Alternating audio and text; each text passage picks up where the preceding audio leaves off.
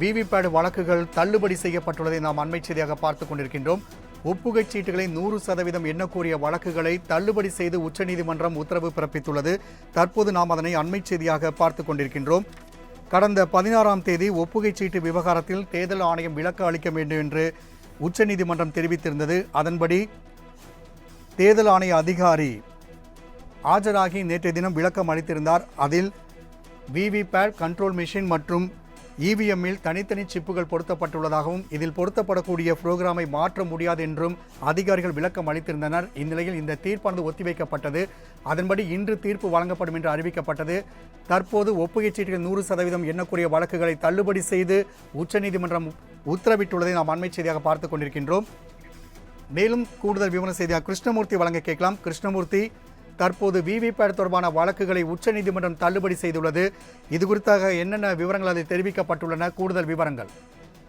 வணக்கம்.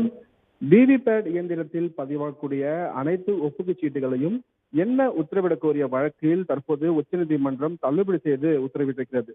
நாடாளுமன்ற மக்களவைத் தேர்தல் வாக்குப்பதிவு கடந்த 19ஆம் தேதி தொடங்கி ஜூன் 1ஆம் தேதி வரை 7 கட்டங்களாக நடைபெறுகிறது. நாடு முழுவதும் வாக்குகளை பதிவு செய்ய மின்னணு வாக்குப்பதிவு இயந்திரம் பயன்படுத்தப்பட்டு வருகிறது. வாக்காளர்கள் தாங்கள் செலுத்திய வாக்கினை விவிபேட் மூலம் சரிபார்க்க முடியும்.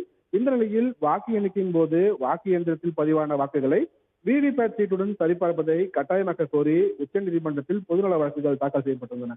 மேலும் விவிபேட் இயந்திரத்தில் உள்ள கண்ணாடியை மாற்றிவிட்டு அதற்கு பதிலாக ஒளிபுகா கண்ணாடியை வைக்கும் தேர்தல் ஆணையத்தின் முடிவை திரும்ப பெற உத்தரவிட வேண்டும் என்றும் கோரிக்கையானது விடுக்கப்பட்டிருந்தது.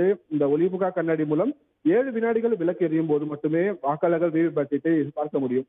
இந்த மனுக்கள் நீதிபதி சஞ்சீவ் கண்ணா மற்றும் நீதிபதி தீபங்கர் தத்தா அடங்கிய அமர்வில் கடந்த 18ஆம் தேதி விசாரணைக்கு வந்தபோது தேர்தல் ஆணையம் தரப்பில் மூத்த வழக்கறிஞர் மணிந்தர் சிங் ஆஜராகி மின்னணு வாக்குப்பதிவு எந்திரத்தின் செயல்பாடு குறித்து விரிவாக விளக்கமளிக்கப்பட்டது. பின்னர் இந்த வழக்கில் தீர்ப்பானது தள்ளி வைக்கப்பட்ட நிலையில் தேர்தல் ஆணைய தரப்பில் பல்வேறு விளக்கங்களுக்காக தேர்தல் ஆணைய அதிகாரியை நேரில் ஆஜராக சொல்லி நீதிபதிகள் உத்தரவிட்டிருந்தார்கள்.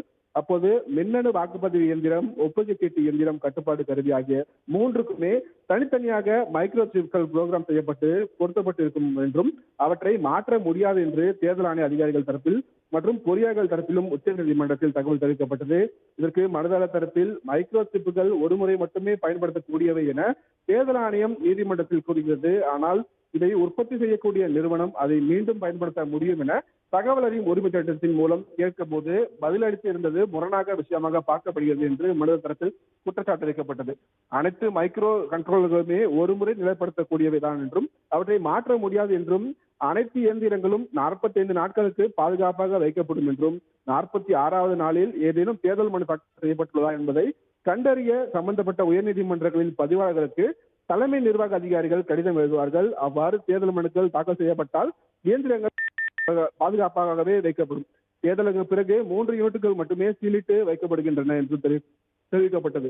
அப்போது குறுக்கிட்ட நீதிபதிகள் இதுவரை தேர்தலின் முறைகேடு நடந்ததாக எந்த ஆதாரம் கொடுக்கப்படவில்லை என்றும் ஒரு அரசியல் சாசன அமைப்பான இந்த நீதிமன்றம் மற்றொரு அரசியல் அமைப்பான தேர்தல் ஆணையத்தை எப்படி கட்டுப்படுத்துவது என்று கேள்வி எழுப்பினார்கள்.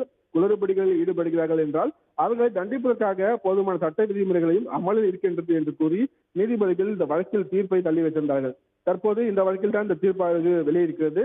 தொழில்நுட்ப ரீதியாக மற்றும் அறிவியல் ரீதியாக அனைத்து விதமான விசாரணைகளையும் தாங்கள் நடத்தினோம் என்றும் மின்னணு வாக்குப்பதிவு எந்திரம் மற்றும் ஒப்புகைச் சீட்டு எந்திரம் ஆகியவற்றின் நம்பகத்தன்மையை உறுதி செய்வதாகவும் மீண்டும் பழைய வாக்குச்சீட்டு முறைக்கு மாற வேண்டும் என்ற கோரிக்கையை நாங்கள் நிராகரிக்கிறோம் என்று கூறி இந்த வழக்கை தள்ளுபடி செய்து தற்போது உச்சநீதிமன்றம் உத்தரவிட்டிருக்கிறது. ராம்குமார். ஒப்புகைச் சீட்டை 100% சரிபார்க்க வேண்டும் என்ற வழக்கு கடந்த 24ஆம் தேதி விசாரணை முடிந்து தீர்ப்பு ஒத்திவைக்கப்பட்ட நிலையில் இன்று அந்த வழக்கானது தள்ளுபடி செய்யப்பட்டுள்ளதை நாம் அண்மை செய்தியாக பார்த்துக் கொண்டிருக்கின்றோம்.